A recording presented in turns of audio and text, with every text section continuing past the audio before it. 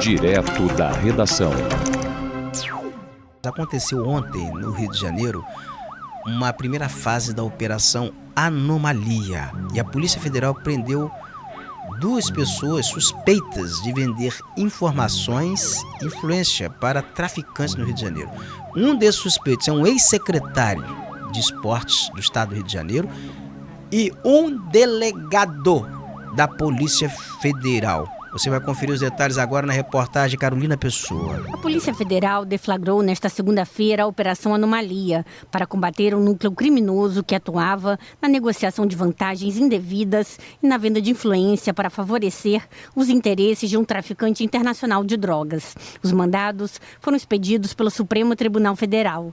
São ao todo 4 mandados de prisão preventiva e 3 de busca e apreensão, cumpridos no Rio de Janeiro, além de medidas cautelares diversas, como o afastamento do exercício de função pública. Entre os presos estão o delegado da Polícia Federal, Fabrício Romano, e o ex-subsecretário estadual de Defesa do Consumidor, Alessandro Carracena. De acordo com a defesa de Romano, ele não teve acesso à decisão que determinou sua prisão e nega qualquer envolvimento ilícito. Já o advogado de Carracena, Rodrigo Roca, explicou que, por enquanto, ainda não há o que afirmar sobre o novo mandado, já que a defesa ainda não teve acesso às informações processuais. Carracena já se encontrava preso desde a Operação Zargum, deflagrada no ano passado. Advogados e servidores públicos também foram alvos da operação. As investigações apontam que o esquema era articulado por Alessandro Carracena e por advogados, que atuavam como intermediários para viabilizar favores e pagamentos indevidos em espécie a Fabrício Romano,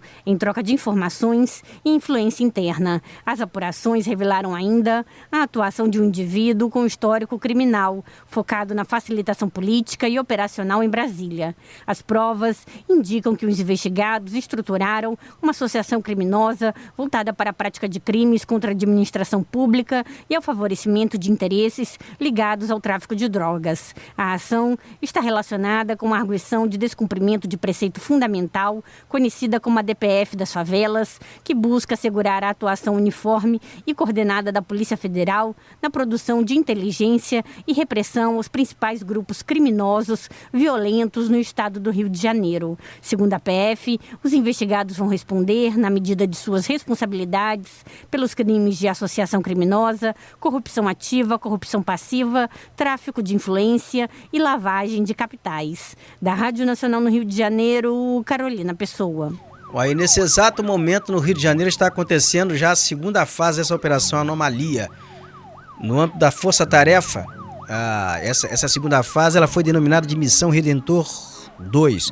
A ação visa cumprir mandado de prisão, buscas e bloqueio também de criptoativos contra policiais que usavam delegacias para extorquir traficantes no Rio de Janeiro. E a Polícia Federal ela deflagrou essa operação aí, essa fase da Operação Anomalia. Segundo aqui as informações que nos chegam, o objetivo principal é desarticular esse chamado núcleo criminoso, que é composto por policiais civis do estado do Rio de Janeiro e também operadores financeiros. Cerca de 40 policiais federais estão nas ruas nesse momento cumprindo mandados de prisão preventiva e 3 mandados de busca e apreensão na cidade do Rio de Janeiro. E esses mandados foram expedidos pelo Supremo Tribunal Federal. A Polícia Federal também está informando que o grupo é investigado por utilizar a estrutura do Estado para extorquir os integrantes da maior facção criminosa presente no território do Estado do Rio de Janeiro, além de praticar corrupção e lavagem de capitais. E uma outra informação aqui, que além das prisões e das buscas, o Supremo Tribunal Federal deferiu a execução de medidas cautelares focadas na descapitalização do grupo, que inclui o afastamento imediato das funções públicas dos policiais investigados. Então, todos os policiais que estão no âmbito da investigação aí, que estão sendo investigados, eles vão ter que ser afastados da função funcional. A suspensão do exercício de atividades empresariais das pessoas jurídicas utilizadas nas práticas criminosas e o bloqueio também de dinheiro em contas bancárias e também de criptoativos ligados aos alvos dessa operação. Vamos aqui ao que a polícia informa como modus operandi dessa organização criminosa. As investigações, elas revelaram que o esquema era liderado por um policial, por uma autoridade policial da Polícia Civil, tá?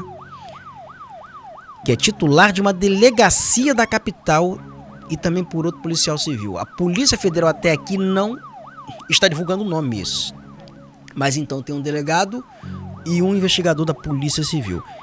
E de forma reiterada, eles estão revelando aqui que essas duas pessoas emitiam intimações com o propósito exclusivo de extorquir.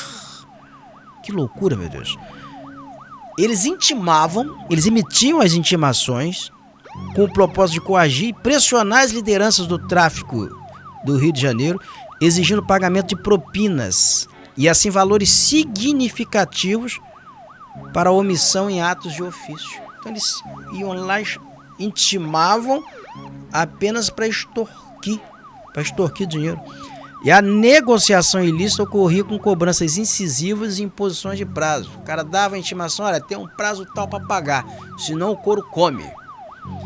E para operacionalizar o recebimento das vantagens indevidas e manter assim um distanciamento das lideranças da facção criminosa, os policiais contavam com a atuação direta de 2 intermediários. Então eles tinham os intermediários para extorquir, eles não iam diretamente. A inteligência financeira da Polícia Federal constatou também uma outra coisa. O que foi detectado? Que os policiais apresentavam uma movimentação patrimonial milionária e incompatível com seus vencimentos ilícitos. Então o cara ganhava um determinado salário, mas ostentava carro de luxo, casas de luxo, apartamentos de luxo. E para promover a ocultação e a dissimulação do dinheiro, isso aqui é interessante. O que eles faziam? Eles contavam com uma rede de empresas de fachada registradas em nome de familiares deles, que são alvos agora dessas medidas cautelares, dessa suspensão judicial.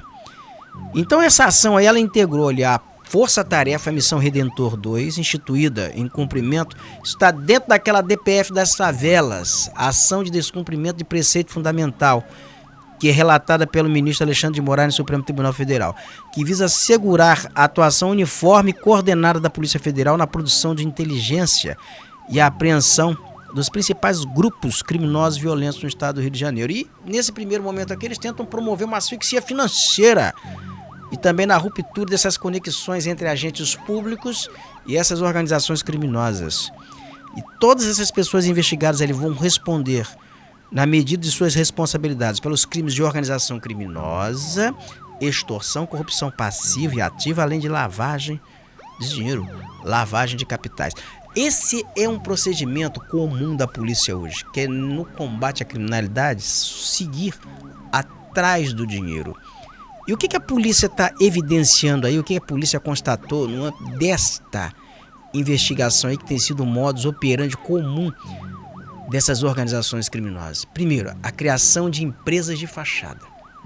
Vai lá, cria os CNPJs e bota esses CNPJs em nome de laranjas, familiares de laranjas. E como é que oculta patrimônio? Vai comprando imóveis de luxo financiados, porque geralmente essas empresas, CNPJs, movimentam dinheiro e com dinheiro eles conseguem financiar imóveis, financiar compra de carro de luxo. E enquanto está rodando financiamento, não está em nome deles, em nome da empresa, dificulta o bloqueio, a justiça sequestrar, pegar. E aí fica rodando, então bota lá em nome de pessoas que não têm a menor condição de ostentar patrimônio, nem aquela corpulência financeira que ostenta no papel, mas são meros laranjas. Então é a forma de ocultar patrimônio. E a polícia agora como vai aperfeiçoando o modus operandi das investigações, ela prendeu, a polícia ela conseguiu seguir o rastro do dinheiro e chegar a essas artimanhas das organizações criminosas. Isso que está se evidenciando. Agora, no decorrer do dia e amanhã aqui no programa, nós vamos ter maiores informações, quem é o delegado e quem é o investigador que foi preso desta vez no âmbito desta apuração, dessa investigação. Ô Fabrício, isso aqui vem corroborar com o que eu falei aqui neste programa e com o que eu escrevi em artigo no Diário da Guanabara. Vazamentos de informações sobre operações policiais, sobre atividades policiais contra o crime organizado no Rio de Janeiro, o vazamento muitas vezes sai de dentro da própria polícia. Eu lembro que você comentou isso e deu uma repercussão muito grande. Da própria polícia, sai de dentro da própria polícia. Isso é uma estratégia? Seria uma estratégia. Uma indústria de vazamento de informações. É uma indústria de vazamento de informações. Outra forma também de vazar informação. Vaza para setores da imprensa, para sair como notinha. Em jornal, em blogs. Tipo, vai acontecer, tá previsto. É o spoiler. Exatamente. Aí naquele spoiler, Odal desce, Odal cai em cana. E às vezes tem coisas que não se consumam, que não acontecem. Tem coisas que é noticiadas, que são noticiadas. Tem que acontecer naquele dia para não causar transtornos futuramente, né? É o seguinte, pra não ter conflito de informações. Começa a ver noticiário, começa a ver bochicho, vai haver uma operação, vai ver isso, vai ver aquilo. Com isso aí cria-se a indústria da extorsão. Então as pessoas que estão vendendo, estão soltando esses spoilers, vai lá depois, vai com caixa registrador, toma dinheiro, não acontece nada. Pagou, não acontece nada. Se não pagar, acontece. São chamados spoilers. São coisas assim que o público geralmente não tem esse nível de informação. Virou uma negócio, virou uma estratégia.